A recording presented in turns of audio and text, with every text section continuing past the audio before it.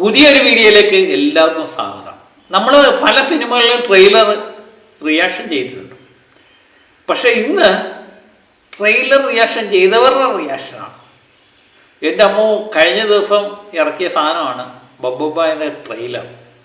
ഇപ്പോൾ എനിക്ക് തോന്നുന്നു ഒറ്റ ദിവസം കൊണ്ട് 4 മില്യൺ അടുത്ത് എത്തുന്നു. കാരണം 3.5 മില്യൺ കഴിഞ്ഞു.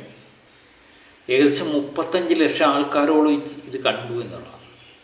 ദിലീപ് സിനിമയെ സംബന്ധിച്ച് എല്ലാവരും കാണുന്നത് 3 മില്യണൊക്കെ. പക്ഷെ ഒറ്റ ദിവസം കൊണ്ട് അതൊക്കെ തകർക്കുക എന്ന് പറയുന്നതിന് ഒറ്റ കാരണമേ ഉള്ളൂ, അത് എൽ ബ്രാൻഡ് എന്നുള്ളതാണ്. അപ്പോൾ ട്രെയിലർ കണ്ടപ്പോൾ നമ്മൾ പോലും ഞെട്ടിപ്പോയി. സത്യം പറഞ്ഞാൽ ലാലേട്ടനെ എല്ലാവരും വിചാരിച്ചു ലാലേട്ടൻ നടന്നു പോകുന്ന, മുഖം കാണിക്കാത്ത ഒരു സീനൊക്കെ ആയിരിക്കും ലാലേട്ടനിൽ നിന്ന് പ്രതീക്ഷിച്ചത്.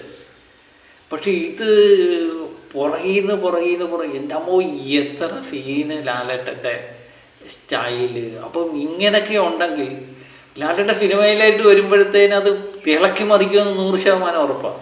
ഇതിനുള്ള പ്രത്യേകത എന്ന് പറഞ്ഞാൽ റിയാക്ഷൻ ചെയ്ത പലരും, എനിക്ക് തോന്നുന്നു പ്രമുഖ റിവ്യൂവർമാരെല്ലാം തന്നെ ലാലേട്ടൻ്റെ കട്ട ഫാനാണ്. പിന്നെ അവർ പലപ്പോഴും ലാലേട്ടനെ വിമർശിക്കാറുണ്ട്. പക്ഷേ ഇവരുടെ ആ ലാലേട്ടൻ ഈ ബബ്ബ എന്ന സിനിമയിൽ വന്നപ്പോൾ പലരുടെയും റിയാക്ഷൻ ഉണ്ടല്ലോ, ഞെട്ടി. അവരെല്ലാം എല്ലാം മറന്ന് തുള്ളിച്ചാടുന്നതാണ് കണ്ടത്.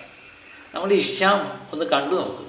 ഞാൻ അതൊന്ന് കണ്ടു കഴിഞ്ഞപ്പം എനിക്ക് ഭയങ്കര സന്തോഷമായി. നമുക്കതൊന്ന് കണ്ടു നോക്കാം. ഇത് കംബാക്ക്. ഓനെ സത്യം താൻ കടമേ ചെയ്യും. ഒരുമിച്ച് ചെയ്ത കാര്യങ്ങൾ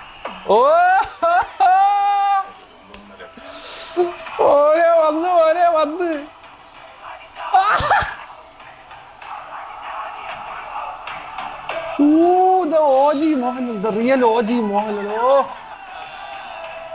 മോനെ, ഇത് പൊളിക്കും മോനെ. ഓ വാ, മതി എന്നാ മതി തൽക്കാലത്തേക്ക്. ഇത് കലക്കും മോനെ. ലാലേട്ടൻ കുറച്ചേ ഉള്ളൂ കേട്ടോ. പുള്ളിയൊക്കെ അങ്ങ് ഇതായിപ്പോയി അല്ലേ. കാരണം ആ ലാലേട്ടൻ ആ സ്ക്രീനിൽ വന്നപ്പോൾ സത്യം പറഞ്ഞാൽ എനിക്ക് തോന്നുന്നു ലാലേട്ടന് ഇഷ്ടപ്പെടാത്ത പോലും ഇപ്പോൾ ആ പടം കാണണം, ആദ്യ ഷോയ്ക്ക് തന്നെ കാണണം എന്ന് നമ്മൾ തീരുമാനിച്ചുറപ്പിച്ച് വെക്കുന്ന ആ അവസ്ഥയിലേക്ക് എത്തി. കാരണം ബബ്ബ എന്ന സിനിമയുടെ ട്രെയിലറും കൂടെ ഇറങ്ങിക്കഴിഞ്ഞപ്പം വേറെ ലെവൽ സാധനം. എനിക്ക് തോന്നുന്നു ആദ്യ ദിന കളക്ഷനൊക്കെ 25 കോടി 30 കോടിയൊക്കെ കിടക്കാനുള്ള സാധ്യത. ആ ലെവൽ സാധനമായിരുന്നു. കാരണം ഇതിൻ്റെ സോഷ്യൽ മീഡിയ ഒരു തരംഗമായിട്ട് വരും. സോഷ്യൽ മീഡിയ മാത്രമല്ല, ദൃശ്യമാധ്യമങ്ങളായാലും എല്ലായിടവും ഈ ബബ്ബ അങ്ങോട്ട് ഇറങ്ങിക്കഴിഞ്ഞ് ട്രെയിലർ വന്നു കഴിഞ്ഞപ്പം, പ്രത്യേകിച്ച് ദിലീപിൻ്റെ ചിത്രം മലയാളത്തിലെ എൽ ബ്രാൻഡും കൂടെ ഒന്നിക്കും. അവർ ചേട്ടനനിയന്മാരായിട്ട് വരുമ്പം ആ വൈബൊക്കെ എന്ന് പറഞ്ഞാൽ വേറെ ലെവലായിരുന്നു. തിയേറ്റർ ഇളക്കി മറിക്കും എന്നുള്ള കാര്യത്തിൽ യാതൊരു സംശയമില്ല.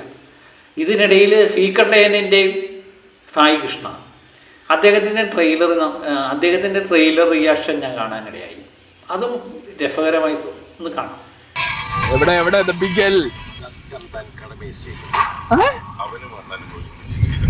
അണ്ണൻ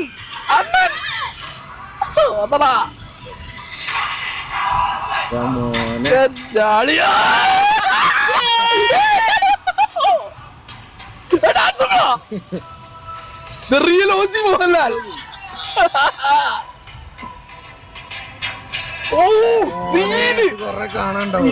മോനെ മതിയില്ല, അഞ്ഞി വേണോ ചീറിട്ടോ.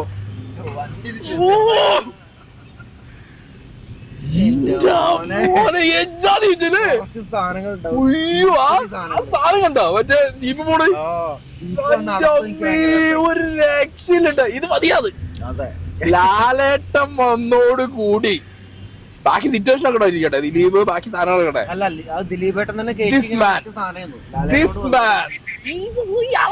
പിടിച്ച കിട്ടില്ല പോലെ.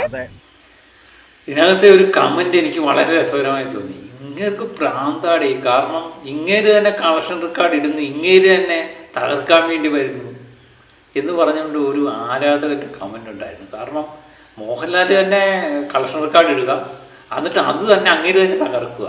ഇങ്ങേർക്ക് മുകളിൽ വെക്കാൻ വേറെ ഒരാളില്ല എന്ന് വീണ്ടും വീണ്ടും തെളിയിച്ചുകൊണ്ടിരിക്കുക. ആ അവസ്ഥയിലേക്കാണ് കാര്യങ്ങൾ പോകുന്നത്. സോഷ്യൽ മീഡിയ ഞാൻ പറഞ്ഞില്ല, എല്ലാവരും ഈ ട്രെയിലർ കണ്ടതിന് ശേഷം ആ ട്രെയിലർ ഒരുമാതിരി എല്ലാവരും കണ്ടിട്ടുണ്ട്. പക്ഷെ അതിൻ്റെ ഹൈപ്പിലേക്ക് വന്നത് ലാലേട്ടനെ കാണിച്ച അന്നേരം പോലെ. ലാലേട്ടൻ്റെ ആ രൂപം ഒരു ചെറുപ്പകാലത്തെ അനുസ്മരിക്കുന്ന രീതിയിൽ, പ്രത്യേകിച്ച് ദിലീപും ലാലേട്ടനും കൂടെ വരുമ്പോൾ ഒരു പ്രത്യേക വൈബുണ്ടായി. പ്രത്യേകിച്ച് ജീപ്പിലൊക്കെ ഇരിക്കുന്ന സീനെന്ന് പറഞ്ഞാൽ ഒരു രക്ഷയില്ലാത്ത സാധനമല്ലേ. എന്താ ലാലേട്ടൻ ആ സ്റ്റണ്ട് രംഗത്തിലൊക്കെ വരുമ്പോൾ അതൊക്കെ തിയേറ്റർ ഇളക്കി മറിക്കുമെന്നുള്ള 100% ഉറപ്പാണ്. പണ്ടൊരു ആൾ പറഞ്ഞായിരുന്നു വാലിബൻ ഇറങ്ങുമ്പോൾ തിയേറ്റർ കുലുങ്ങുമെന്ന്. ആ അവസ്ഥ ഈ പ്രാവശ്യം കണ്ടോണം. ബബ്ബബ വന്നു കഴിയുമ്പം ലാലേട്ടൻ്റെ എൻട്രിക്ക് വേണ്ടിയായിരിക്കും എല്ലാവരും കാത്തിരിക്കുന്നത്. ആ എൻട്രി വന്നു കഴിയുമ്പം തിയേറ്റർ കുലുങ്ങിയില്ലെങ്കിൽ നമ്മൾ കുലുക്കും. ആ അവസ്ഥയാണ് കാര്യങ്ങൾ. കിഴി കുറച്ച് നാൾ എയറിലായിരുന്നു. കളങ്കാവിനെ പറ്റി ടി വി പറഞ്ഞു, അവർ എയറിപ്പോയി. അവർ ഇപ്പോഴാണ് താന്ന് വന്നത്. താന്ന് വന്നതിന് ശേഷം എനിക്കൊന്ന് റിയാക്ഷൻ ചെയ്തത് നമ്മുടെ ബബ്ബബായാണ്. അവരും തകർത്ത് മെതിച്ചെന്നുള്ളതാണ്. ഇവരുടെയൊക്കെ സന്തോഷം കാണുമ്പോഴുണ്ടല്ലോ എല്ലാവരും ലാലേട്ടൻ ഫാൻസാണെന്ന് എനിക്ക് തോന്നുന്നു. കാരണം ലാലേട്ടനെ എങ്ങനെ കാണാൻ നമ്മൾ ആഗ്രഹിച്ച ആ രീതിയിലാണ് ബബ്ബബയിൽ എടുത്തു വെച്ചിരിക്കുന്നത്. നമുക്ക് അവരുടെയും കൂടെ ഒന്ന് റിയാക്ഷൻ ഒന്ന് കാണാം. അവനും അണ്ണനും ഒരുമിച്ച് ചെയ്ത കാര്യങ്ങൾ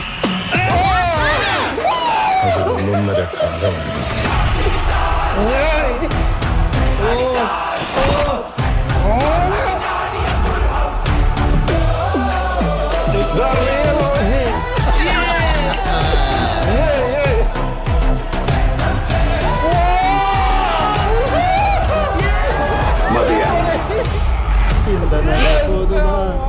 ഇന്നും കൊഞ്ചം വേണമാ.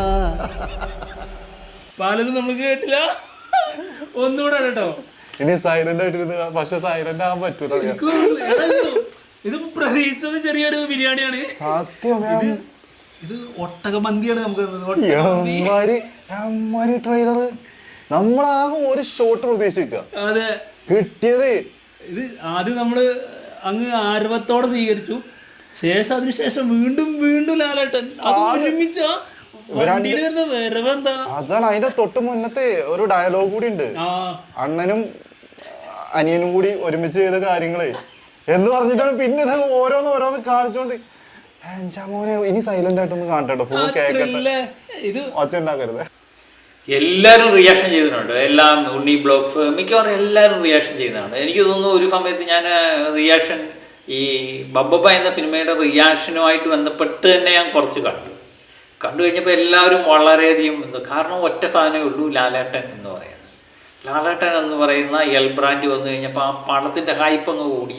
വേറെ ഒന്നും ആരും ചർച്ച ചെയ്യുന്നില്ല എന്നുള്ളതാണ്. എനിക്ക് തോന്നുന്നു തിയേറ്ററിൽ പോയി നമ്മൾ ഇരിക്കുമ്പോഴും ലാസ്റ്റ് എനിക്ക് തോന്നുന്നു ക്ലൈമാക്സിലാണോ എപ്പോഴാണ് ലാലേട്ടൻ എത്തുന്നതെന്ന് അറിയാൻ വേണ്ടിയാണ് നമ്മൾ കാത്തിരിക്കുന്നത്. അതുവരെ എല്ലാം പടം കണ്ടതിന് ശേഷം ലാലേട്ടൻ്റെ വരവിന് വേണ്ടിയായിരിക്കും ഒരു കാത്തിരിപ്പ്.